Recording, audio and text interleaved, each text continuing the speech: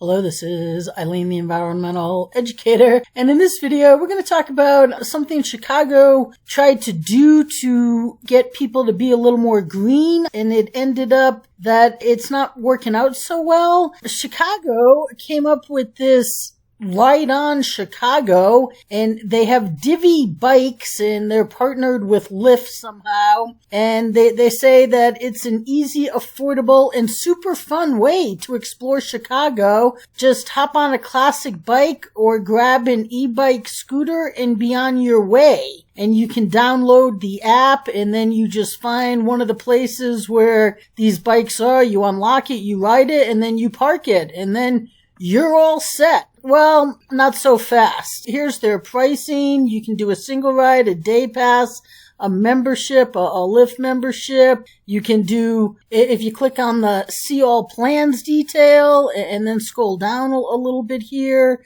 you can do a year pass, okay? And then you got the further conditions down here. And then you just, I mean, it's so easy. You just ride around and then you just put the bike back into a collection point, except some people, when they put the bike back in their collection point, it doesn't register and they're getting charged. This guy says he got screwed out of $80. They did a 30-minute trip, but the docking mechanism didn't work, and they were charged for 13 hours of a bike. These people here said that they couldn't find a docking station, and they said that they called the customer service and told there was nowhere to dock the remaining 2 bikes. They took out 4, and they were told to just leave the bikes up against the docking station, and they would send a supervisor out.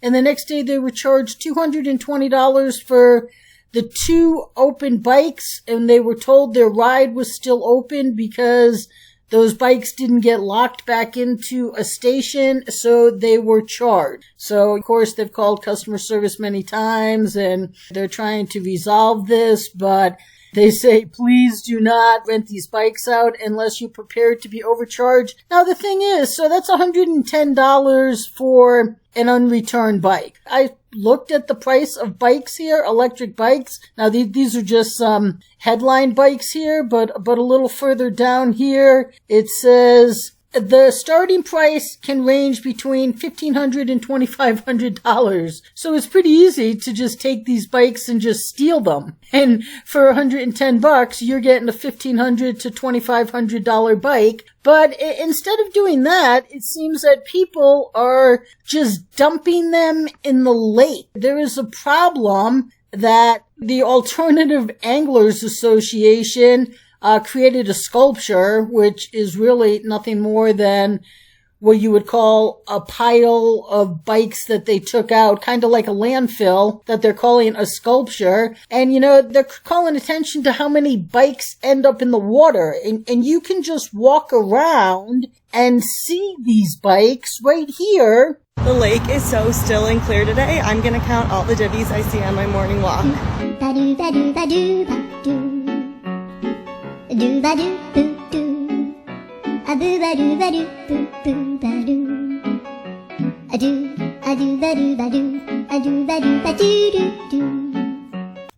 Okay, so she goes on, she finds a lot of bikes. This one looks like it's been sitting there for a while. And so they're just sitting here underneath. They get thrown into the water. And right here, one guy said that they pulled out 60 bikes in over 2,000 yards worth of lakefront. So for some reason, people are taking out these bikes, and then the bikes are getting thrown into the water, and they're becoming a big topic out there in Chicago. And it also is concerning, they say, right here. It's got environmental concerns. This other headline here, over drinking water. Because this guy here, Dan, Pogorzelski, who is the commissioner with the Metropolitan Water Reclamation District, he told Chicago NBC News that the issue could pose a threat to drinking water. he said that I was amazed when I saw what Glenn and the Anglers Association were doing, especially when you're talking about the e-bikes. My worry is when the battery gets in the water, it will leach in, so it's definitely not healthy. No, it's certainly not. But I'm not sure that's the biggest concern. There's a lot of unhealthy things that get into our waterways.